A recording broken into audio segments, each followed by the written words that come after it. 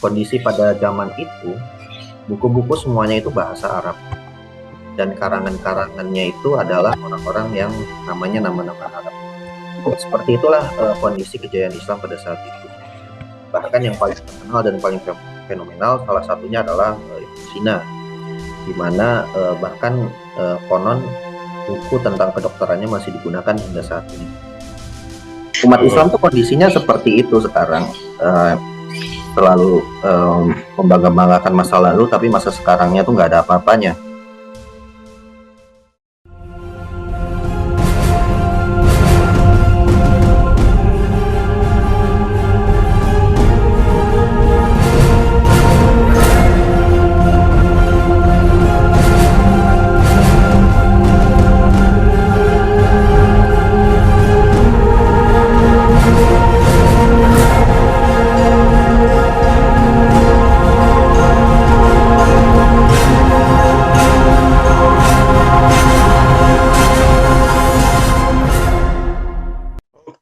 Bismillahirrahmanirrahim. Assalamualaikum warahmatullahi wabarakatuh. Teman-teman semua, selamat datang lagi di podcast Fosi di edisi yang kedua. Kali ini kita akan mengangkat tema yang berbeda dari sebelumnya, di mana sebelumnya kita membahas tentang mungkin dunia percintaan bersama teman saya yang waktu itu Haris. Kali ini kita kedatangan lagi narasumber dari mentor saya di SMA, atau alumni juga waktu itu di SMA 49. Dia adalah Bang Yusuf. Mungkin biar nggak terlalu lama ya waktunya, kita bisa langsung dari Bang Yusuf bisa memperkenalkan diri terlebih dahulu, siapa, asal juga dari mana, dan latar belakang dan kesibukan sekarang mungkin lagi apa. Kan Bang? Terima kasih ya. Bismillahirrahmanirrahim. Assalamualaikum warahmatullahi wabarakatuh. Waalaikumsalam warahmatullahi wabarakatuh. Terima kasih nih Bang Noval atas undangannya untuk hadir di podcastnya. Jadi sedikit perkenalan, nama saya Sofyan Yusuf ya, lahir di Jakarta, dan juga dulu SMA 49 sama saya Noval nih, dan dulu kuliah di UGM Teknik Fisika. Keseharian ya sekarang kerja di pemerintahannya, di Badan Standarisasi Nasional. Itu adalah badan yang salah satu kegiatannya adalah membuat SNI. Nah, mungkin teman-teman tahu nih SNI itu apa ya, biasa ada banyak di produk-produk.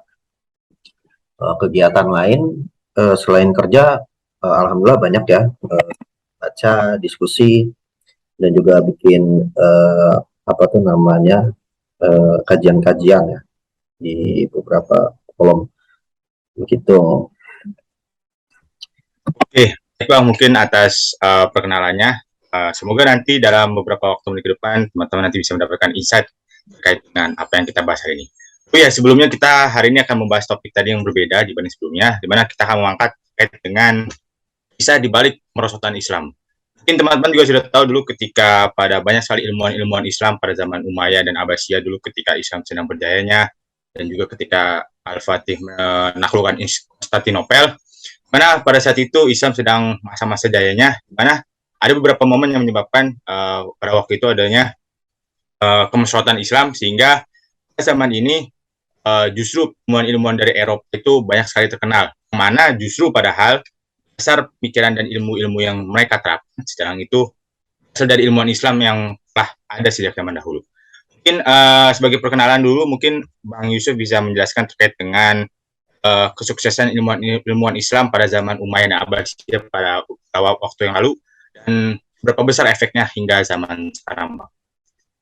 Oke. Bismillah, alhamdulillah, nahmaduhu wa nasta'inuhu wa nastaghfiruh wa na'udzu billahi min syururi anfusina wa sayyiati a'malina may yahdihillahu fala mudilla lahu wa may yudlil fala hadiya lahu. Ya, jadi bicara tentang kisah di balik kemerosotan Islam ya. Berarti kalau ada kemerosotan berarti dulunya pernah tinggi dong, pernah jaya. Nah, mungkin kita singgung dulu sedikit ya mengenai dulu kejayaan umat Islam, supaya kita ngerti nih konteks bagaimana kita melihat umat Islam yang dulu berjaya dan sejaya apa sehingga kita melihat sekarang kondisinya seperti ini.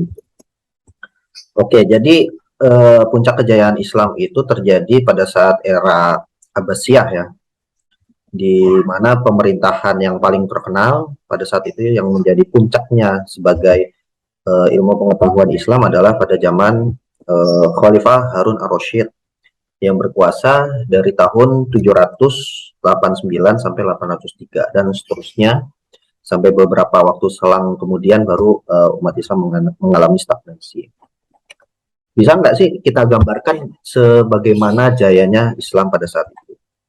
Oke, jadi gini, pada zaman sekarang ya, kita ngelihat zaman sekarang aja biar seolah-olah relate dengan kondisi.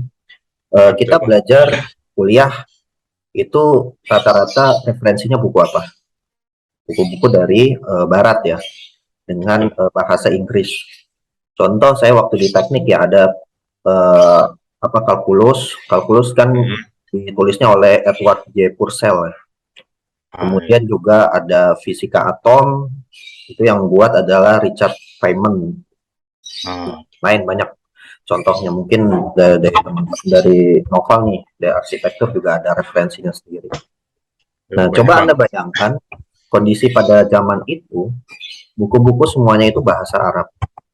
Dan karangan-karangannya itu adalah orang-orang yang namanya nama-nama Arab. Seperti itulah kondisi kejayaan Islam pada saat itu.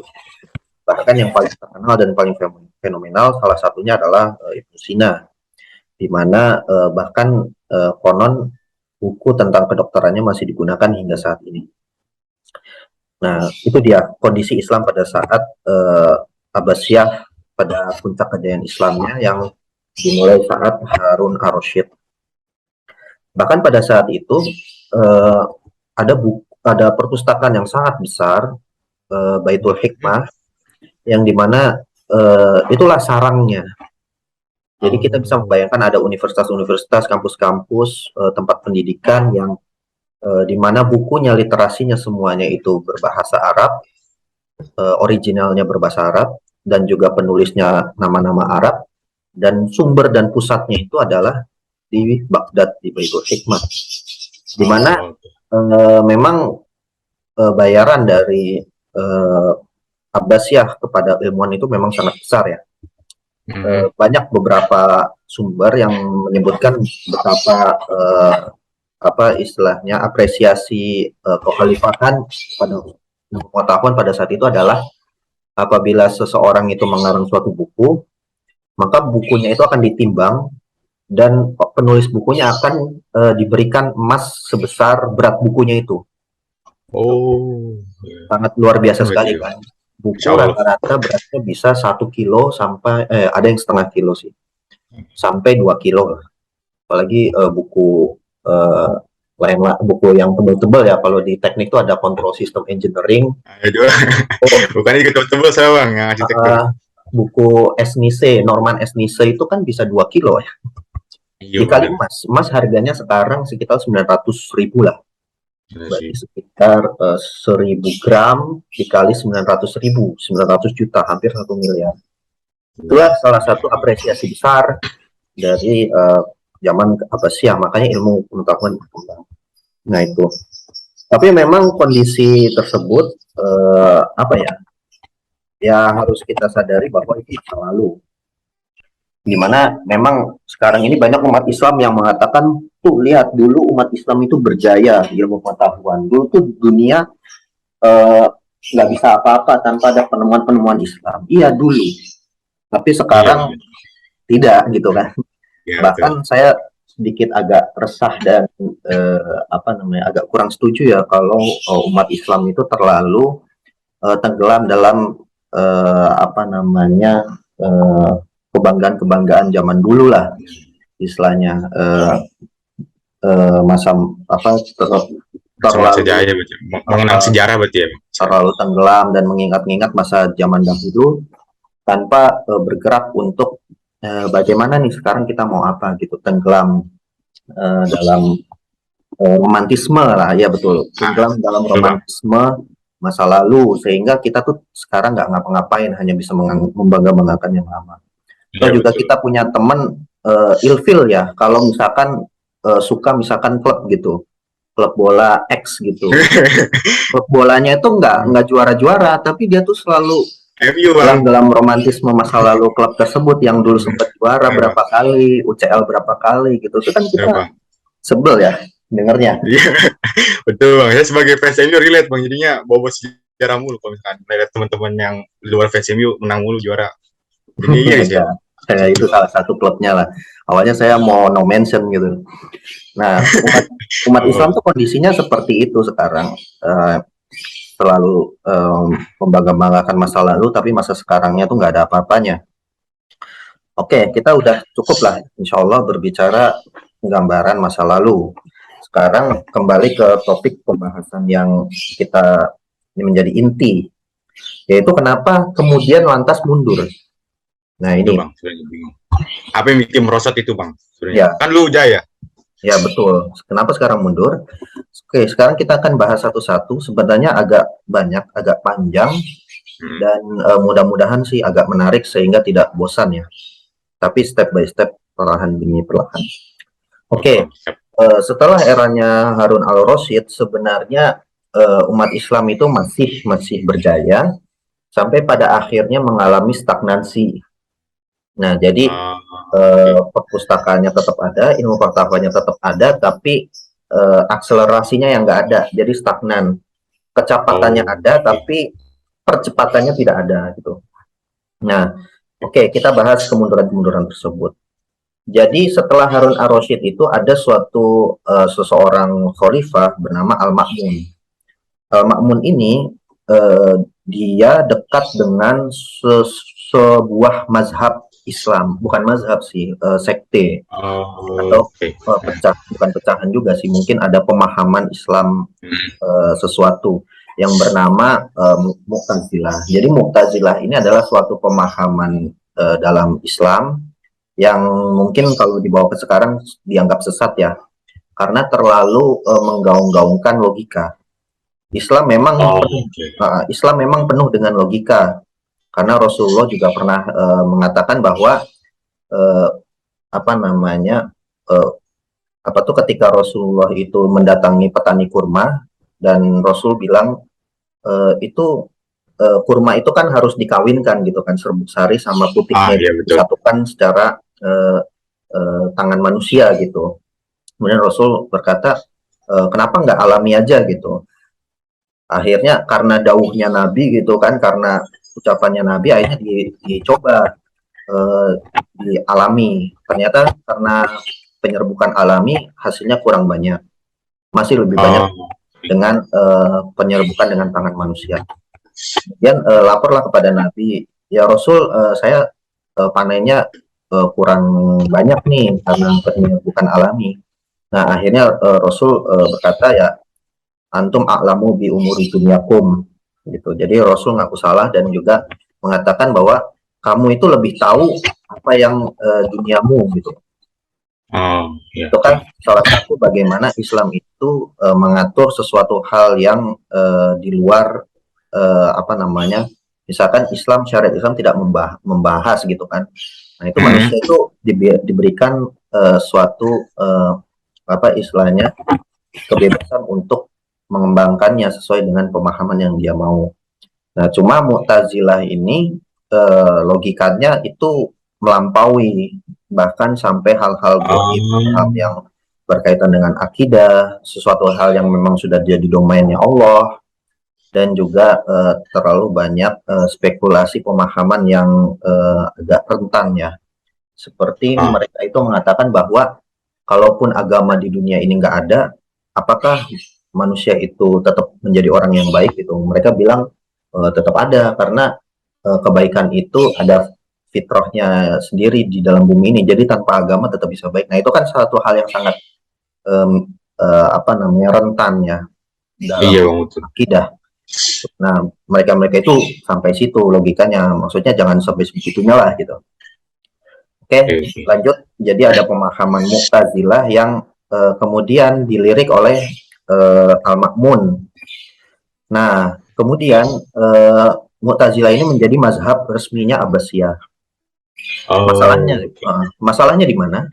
Masalahnya itu adalah ketika ada suatu fatwa dari paham Mu'tazilah, di mana mengatakan bahwa Al-Quran itu adalah makhluk. Jadi pemahaman Ahlu Sunnah wal Jamaah itu adalah Al-Quran itu adalah kalamullah, kalamnya Allah, titik. Jadi nggak membahas dia itu apakah makhluk, apakah kholik, dan lain-lain sebagainya gitu. Pokoknya Al-Quran itu adalah kalamullah. Kalau kertasnya mungkin makhluk gitu kan. Kalau kertasnya, Iya betul. Kertasnya itu. tapi ini kan pembicaraan adalah Al-Qurannya. Nah, dalam pemahaman Mu'tazilah, Al-Quran itu adalah makhluk. Itu kan adalah suatu hal yang sangat apa namanya, kalau bahasa anak zaman sekarangnya tepi jurang ya, kontroversi. Sangat kontroversi, Bang. Nah, tapi kontroversi ini dijadikan suatu pemahaman resmi, dan ulama-ulama yang menolaknya itu dianggap sebagai melawan negara dan akan dijatuhi hukuman. Akhirnya banyaklah suatu pengujian-pengujian terhadap ulama yang disebut sebagai mihnah. Mihnah itu artinya pengujian ya, dites gitu. Dimana salah satu pertanyaannya adalah apakah Al-Quran itu makhluk? Maka ulama yang jawabannya bertentangan dengan paham Mu'tazilah maka akan disiksa, akan dipenjara.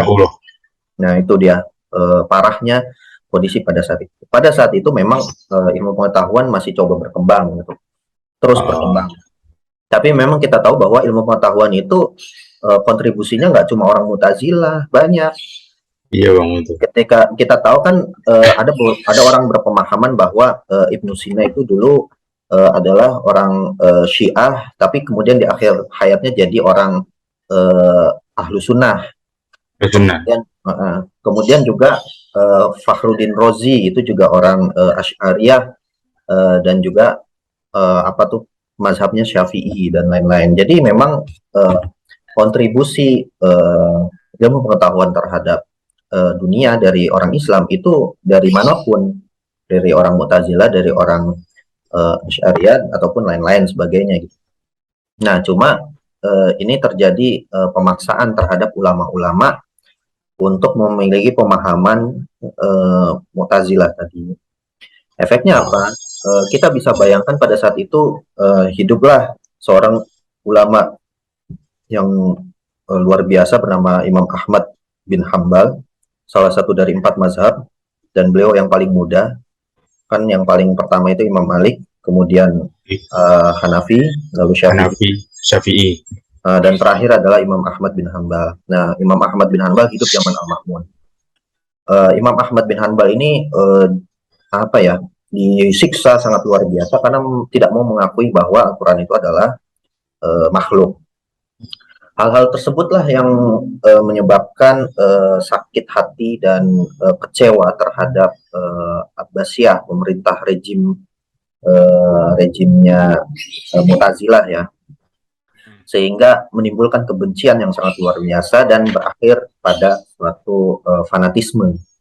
Jadi pengikut-pengikut selain Mu'tazilah tentunya muncullah fanatisme, sehingga pada akhirnya khilafah berganti dari Al-Ma'mun menjadi Al-Mu'tasim. Al-Mu'tasim itu lebih kejam, kemudian Al-Wasik itu juga kejam juga, dan terakhir Al-Mutawakkil. Al-Mutawakkil tapi dia adalah orang yang suka maksiat sampai akhir meninggalnya pun tragis ya, dibunuh oleh anaknya. Dan kemudian anaknya Al-Mutawakkil tidak melanjutkan mazhab Mu'tazilah tadi di Abbasiyah. Berakhirnya mazhab resmi Mu'tazilah di dalam Abbasiyah, tapi tidak membuat fanatisme itu berakhir. Itu. Jadi fanatisme muncul ketika Mu'tazilah berkuasa dan kejam. Tapi setelah Mu'tazilah itu pahamnya selesai, berakhir sebagai paham resmi negara, tapi fanatisme itu tidak hilang. Nah, fanatisme inilah salah satu dari sebab-sebab munculnya stagnasi umat Islam dalam hal ilmu pengetahuan. Sekitar tahun berapa tuh, 800 atau 900 ya, 900-an lah. Itu stagnasi. Meskipun memang pada saat itu stagnasi ilmu pengetahuan masih sesuatu hal yang bagus. Karena apa? Karena Eropa masih zaman kegelapan, Dark Age. Oh ya, Dark Age ya itu. Jadi umat Islam tuh masih keren meskipun stagnan. Kemudian muncullah perang salib tahun 1000-an ya, 1000 gitu. Mulainya 1000. Itu adalah era di mana Eropa yang mengalami masa Dark Age itu menyerang umat Islam karena ingin merebut kembali kota Yerusalem.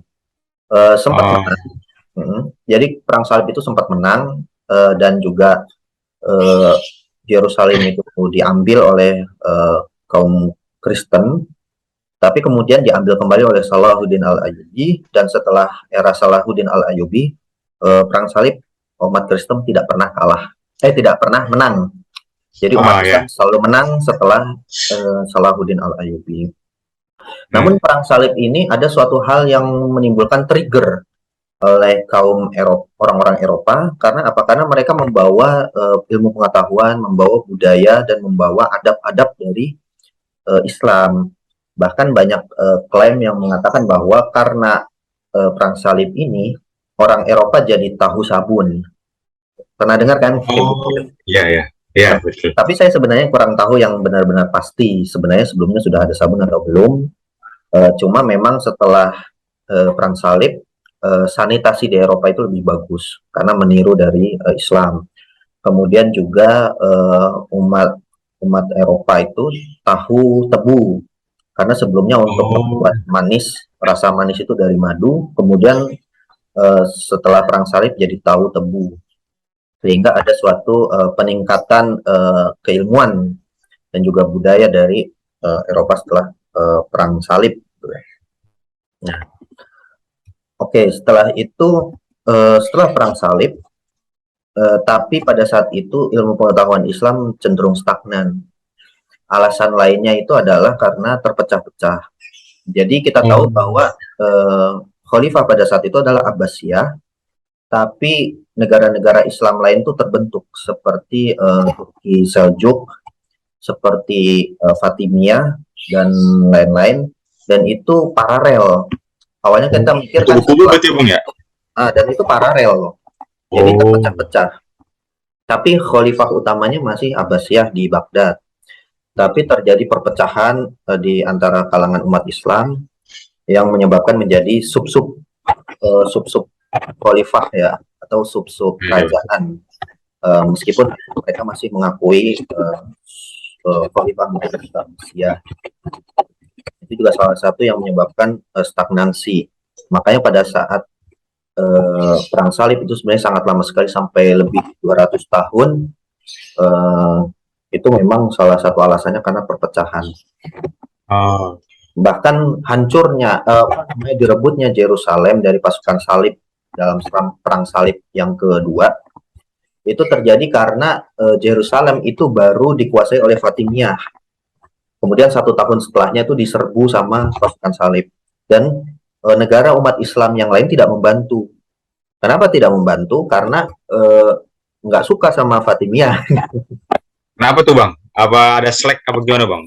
Ya karena dulu sebelum dikuasai Fatimiyah, Yerusalem itu dikuasai oleh saya lupa, kalau nggak salah tuh pokoknya masih bagian Abbasiyah. Kemudian dinasti Fatimiyah melakukan agresi militer lah istilahnya ke Yerusalem. Akhirnya Yerusalem itu dikuasai oleh Fatimiyah. Fatimiyah ini kan Syiah ya. Iya, betul. Nah, antara Sunni dan Syiah itu kan juga pada saat itu juga slack ya. Nah, setelah dikuasai oleh Fatimiyah, Yerusalem ini diserbulah oleh perang salib, pasukan salib. Karena diserbunya itu adalah orang Syiah, udahlah biarin aja lah, biar dia hancur. Kemarin habis ngerebut dari saya, sekarang mau diserang oleh pasukan Kristen, akhirnya ya udah biarin aja, biar hancur gitu kan. Nah, ini pasukan Fatimiyah menyerang sendiri, akhirnya kalah dan akhirnya direbut. Meskipun memang kemudian ditaklukkan kembali oleh Salahuddin Al-Ayyubi yang berpaham Sunni. Nah, itu stagnansi. Nah, setelah stagnansi sekitar tahun 1200-an barulah muncul pasukan Mongol yang menginvasi eh, Abbasiyah sampai Abbasiyah itu harus mengungsi. Mengungsinya itu sampai ke Mesir ya. Padahal perpustakaannya ada di Baghdad. Baghdad itu lebih dekat ke apa namanya Iran atau Persia ya. Dan Mongol itu setelah menaklukkan Persia, kemudian maju ke barat menguasai Baghdad. Dan ketika sudah di Baghdad, seluruh manuskrip-manuskrip ilmu pengetahuan Islam hancur. Bahkan sampai dikatakan ketika bukunya itu dibuang ke Sungai Tigris ya kalau tidak salah, itu Sungai Benar. Tigris itu menjadi hitam karena lunturan dari pena-pena buku-buku tersebut. Karena sampai berjuta-juta manuskrip gitu. Nah, banyak orang mengatakan bahwa umat Islam itu hancur, runtuh ilmu pengetahuannya karena serangan dari pasukan Mongol. Sebenarnya tidak salah, tapi kurang tepat. Jadi sebenarnya tanda-tanda kemerosotan umat Islam itu memang sudah ada setelah Abbasiyah tadi yang menerapkan apa tuh mazhab resminya adalah Mu'tazilah itu memang sudah mengalami penurunan karena menimbulkan fanatisme terhadap golongan-golongan. Nah, jadi bisa dibilang bahwa penghancuran pasukan Mongol itu lebih kepada kayak apa ya? Kayak udah kunci terakhirnya aja udah tinggal dicabut aja, udah hancur. Oh iya. Hmm. Apa buktinya? Buktinya adalah jadi Mongol itu berkuasa di daerah Baghdad itu sebentar loh. Dan setelah itu kan dia mundur dan setelah kemunduran dan setelah pasukan Mongol itu menarik pasukannya, sebenarnya kan umat Islam itu punya kesempatan untuk membangkitkannya kembali. Tapi kan tidak dibangkitkan, tidak kembali lagi gitu. Nah, Ah, tahun 1200-an. Oke, barulah kita membahas kemunduran berikutnya adalah era setelah penghancuran Baitul Hikmah sampai ke Turki Utsmani. Setelah penghancuran Baitul Hikmah itu memang kekhilafahan itu ada banyak ya, ada salah satu, tapi waktu itu salah satu yang terbesar itu adalah Mamluk di Mesir. oh, Memang setelah eranya Mamluk, kemudian nggak ada lagi nih perkembangan-perkembangan di bidang ilmu pengetahuan. Pun juga ketika Turki Utsmani lahir. Turki Utsmani lahir itu tidak melanjutkan tradisi keilmuan ya. Oke. Sekarang kita lihat bagaimana dengan Barat. Nah, Barat itu memang atau Eropa mengalami abad pertengahan ya, Dark Age, tahun sekitar 300 Masehi sampai 1600 Masehi. Apa yang terjadi di sana? Jadi kan Barat itu dulu adalah sumbernya ilmu pengetahuan dari Yunani kan, sampai ada berkembang di Italia, Prancis dan lainnya. Namun ilmu pengetahuan itu turun karena ada suatu apa namanya dominasi dari gereja. Ini kita ngomong kayak gini bukan berarti penistaan agama ya. Ya, iya. Santai bang, ya santai. gimana ya? Itu kan Bang. fakta dan sebenarnya sih kalau boleh dianalisis sebenarnya lebih ke person orangnya ya, bukan agamanya yang Oh, disalahkan. Apa yang terjadi bangsa Eropa di abad pertengahan? Yang pertama itu adalah dominasi gereja. Jadi orang-orang itu pemahamannya itu di apa ya diatur oleh gereja. Karena memang gereja itu di beberapa apa tuh namanya di beberapa diskusi-diskusi sejarah memang berkuasa sekali. Gereja bahkan dikatakan memiliki sepertiga dari tanah-tanah di Eropa.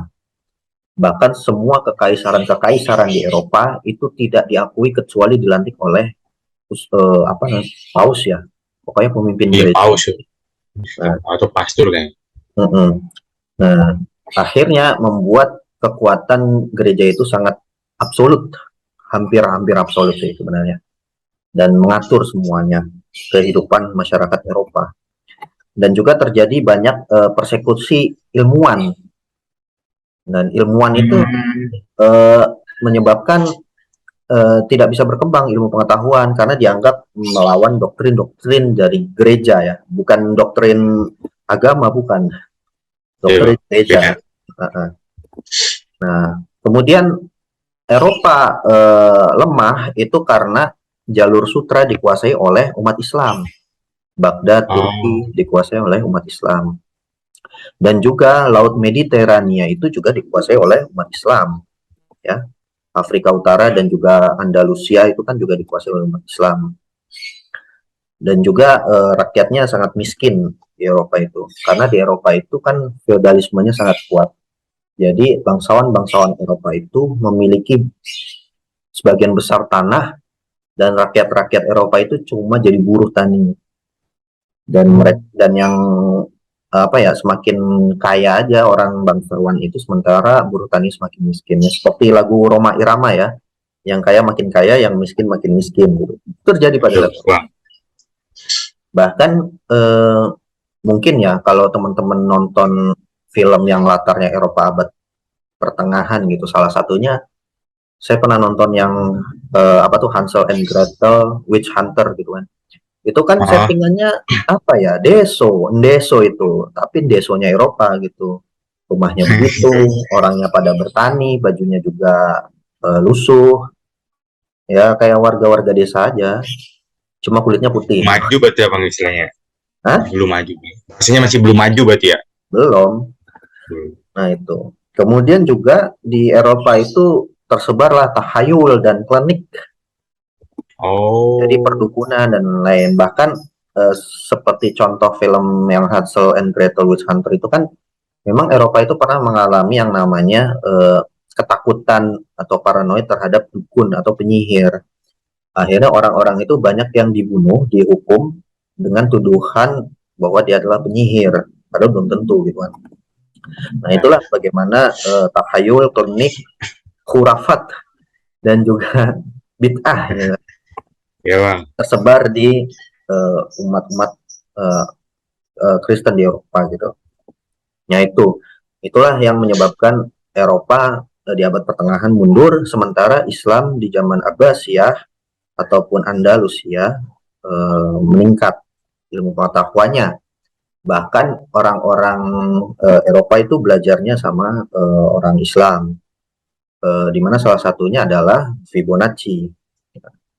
Fibonacci itu belajar matematikanya di sekitaran daerah Mediterania, di Arab sekitar, mungkin di daerah Lebanon mungkin ya. Itu dia.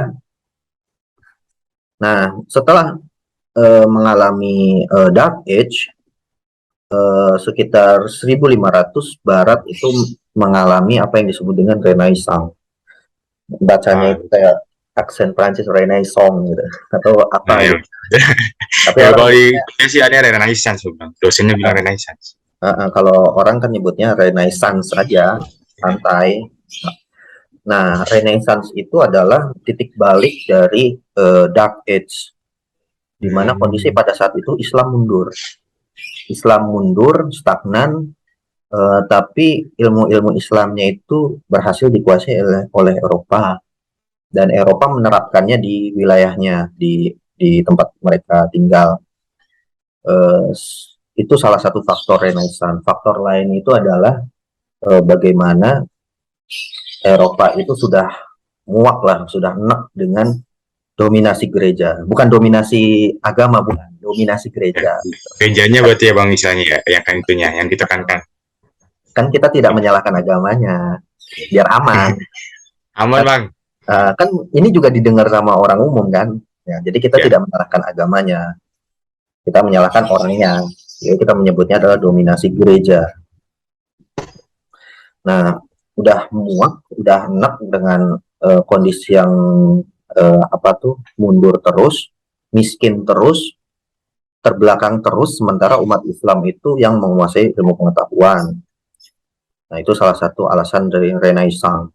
Apalagi pada saat perang salib itu kan banyak sekali pertukaran ilmu pengetahuan dan juga budaya, di mana umat Islam itu memang lebih semuanya, lebih ilmu pengetahuannya lebih bagus, sanitasinya lebih bagus, dan juga budayaannya lebih maju gitu. Yang akhirnya kemudian beberapa diambil. Oke, alasan lain dari Renaissance itu waktu itu adalah ada suatu kota di Florence, Italia, di mana kota tersebut itu eh, seninya maju, apa seni lukis, seni patung, seni-seni arsitektural dan lain-lainnya itu maju. Nah, maju itu karena mereka memang sudah ada kebiasaan ya untuk tidak terlalu terikat dengan dogma-dogma gereja. Nah, karena terlihat maju, orang-orang tuh mikir, loh ini bisa maju ini. Kalau begitu kita juga harus seperti mereka, orang-orang Florence. Akhirnya eh, orang-orang trigger dan terbangkit untuk melepaskan mereka dari dogma-dogma gereja supaya mereka lebih bebas. Seperti yang kita tahu bahwa pada saat Renaissance inilah eh, orang-orang kemudian menemukan apa yang kita sebut sebagai sekularisme, di mana pada zaman dulu sekularisme memang memiliki arti eh, terpisahnya antara gereja dengan pemerintahan. Dan juga kita juga menemukan eh, apa yang disebut dengan humanisme. Humanisme memang memiliki arti salah satunya adalah manusia yang sebagai menjadi pusat, gitu. Pusat dari segala sesuatu, pusat hukum, pusat pendidikan, pusat ilmu pengetahuan. Jadi pusatnya itu bukan lagi dogma gereja, tapi pusatnya itu manusia, humanisme. Oke. Setelah era Renaissance tahun 1500-an, era berikutnya dari Eropa itu adalah Aufklärung. Aufklärung. Oke, kita akan menjelaskan apa itu Aufklärung di Eropa. Tahun 1600-an itu, ketika era Aufklärung, Islam makin mundur karena makin tidak tertarik untuk mengembangkan ilmu pengetahuan. Dan pada zaman itu sudah apa ya? Sudah eranya Turki Utsmani, dan Turki Utsmani sudah menaklukkan Konstantinopel. Oh, iya. Ya, 1600 kan. Dan Aufklärung itu adalah kelanjutan dari Renaissance. Renaissance itu kan cuma ibarat kesadaran untuk lebih maju dan meninggalkan dogma-dogma gereja yang kontraproduktif. Apa yang terjadi dari Aufklärung? Jawabannya banyak. Pertama, yang terjadi mereka pada saat Aufklärung itu adalah penghapusan dominasi gereja pasti. Kemudian penghapusan dominasi bangsawan Eropa. Jadi bangsawan Eropa itu seperti yang saya ceritakan di awal, menguasai tanah-tanah dan juga orang-orang masyarakat sekitarnya cuma jadi buruh. Nah itu dihapuskan kebangsawan-kebangsawanan Eropa itu sehingga tanah itu dimiliki oleh rakyat. Jadi tidak ada lagi feodalisme. Kemudian ada revolusi politik di Prancis, di mana Prancis yang awalnya kerajaan Raja Louis, kemudian diturunkan Raja Louis, dipenggal kepalanya, dan keturunannya kalau tidak salah juga dibunuh, dan diganti jadi sistem republik. Itulah yang men-trigger wilayah-wilayah lain juga untuk menurunkan raja-raja mereka yang zolim. Kemudian ada penemuan mesin cetak, penemuan kompas, kemudian modernisasi angkatan laut, dan juga yang paling penting adalah revolusi industri, di mana mereka untuk membuat produk bisa pakai mesin, karena ditemukanlah mesin uap salah satunya. Dan juga ada liberalisasi pasar oleh filsuf Adam Smith dengan bukunya yang terkenal bernama The Wealth of the Nation, yang kemudian kita sebut sebagai kapitalisme. Tapi pada zaman dulu mereka tidak mengenal apa itu kapitalisme, adanya liberalisasi pasar tersebut gitu. Di mana pemerintah jangan ikut campur dalam perniagaan rakyatnya, karena ikut campur itu cuma bikin lambat aja pergerakan ekonomi. Oke, mungkin saya tutup dulu ya, nanti kita join lagi. Oke Bang, siap.